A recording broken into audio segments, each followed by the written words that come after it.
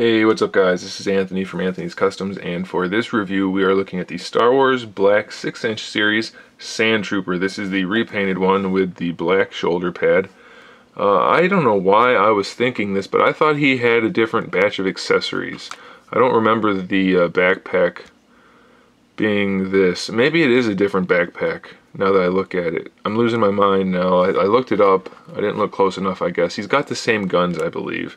So he has the pistol, which doesn't have any shading but a decent sculpt. Nothing new there. We've seen that a couple times now.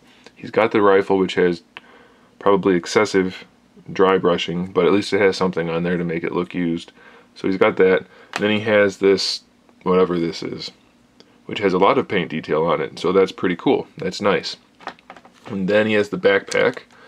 And now I don't have the other one anymore because I was reviewing with friends when I reviewed the other one. So I can't compare it offhand. So this may be a new backpack. It may be the same one. It does have some painted detail, and then it has the little pouches that hang over the chest. You just peg it in here, and these just hang like that. It looks pretty cool once it's on him. But let's look at the actual figure. This shoulder pad piece is a separate piece. It's just kind of on around the neck like that, and then around the arm. So you can technically take it off if you want to. So if you want to go for just the Stormtrooper look, you are more than capable of doing that. So we're going to leave that off for now, just for the sake of the review. This guy has the, you can see inside of his head problem. Luckily they've been fixing it, it seems, on some of the figures. And of course, it's okay when you're posing it, and once you get it posed, if you only look from one angle, it's fine. But I don't like that you can see inside the head so much. That's irritating to me. But it does have a ball peg, so a good range of motion, and the hinge. So that's okay, I suppose. We have ball hinge shoulders. The shoulder pads are going to get in the way for sure, so they're either going to pop off or you're not going to be able to pose the shoulder. But we have the rotation and the hinge and a bicep swivel. Double jointed elbows. You don't get the greatest range of motion out of them. You end up with only a little bit better than 90, but they are double jointed. We have a wrist swivel and a wrist hinge. Trigger finger on this side. Slightly different trigger finger on this side. Same articulation throughout. Pretty good ab articulation, even though it's a diaphragm joint. We get pretty good forward and back. Decent side to side, and the full rotation.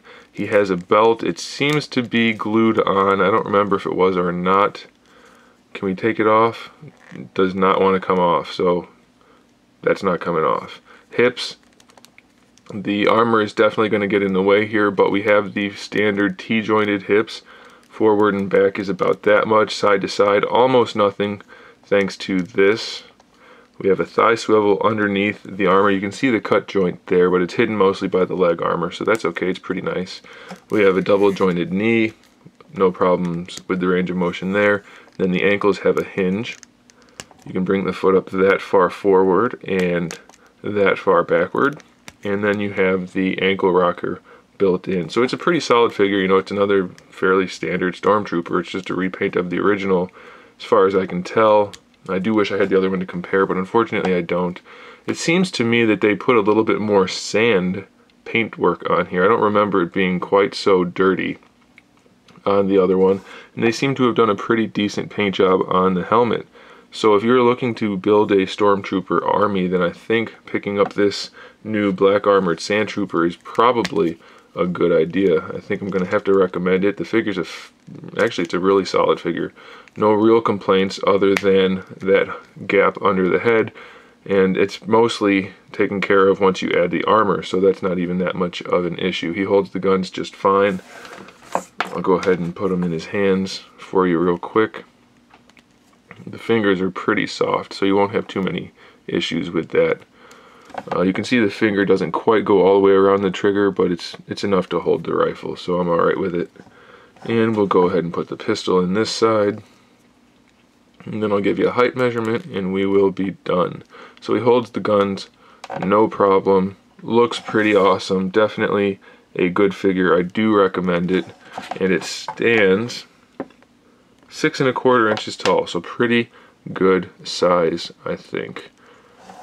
There it is, guys. Thanks for watching. Make sure you subscribe so you can see my upcoming custom figures, figure reviews, and other good stuff. And in the meantime, keep collecting.